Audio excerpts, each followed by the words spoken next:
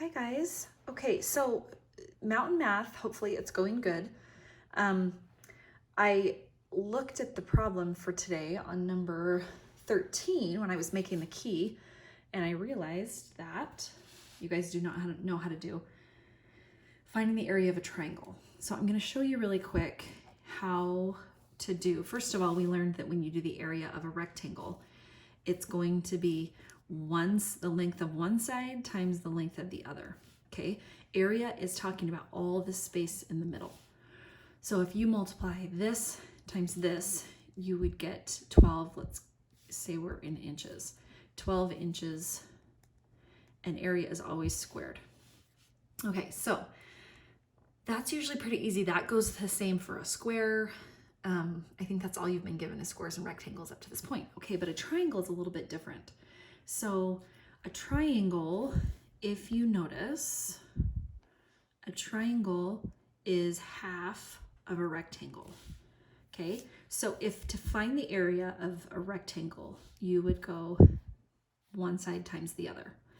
A triangle is going to be half of what that total would be, because if you're going this side times this side, it's actually going to cover all of this space.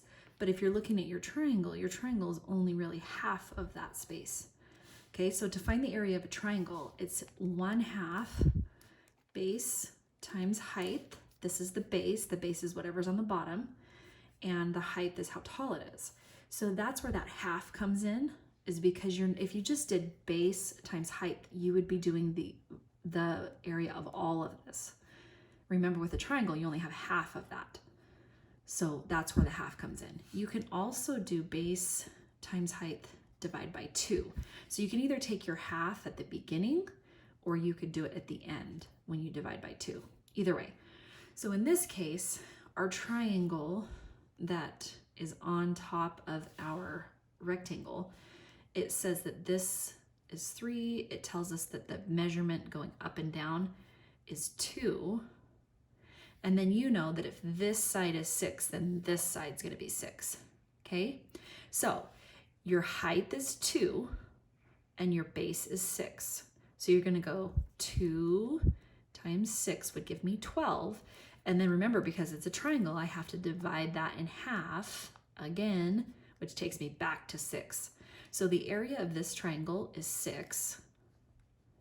And the area of this rectangle was 12. So when I add those together, I should get 18 inches squared. Okay, tomorrow, I think what I'm going to do tomorrow is we're probably going to give mountain math a rest, and we're going to do areas and perimeters of rectangles and triangles. And I will do a video so that you guys can be kind of get a little more practice with that.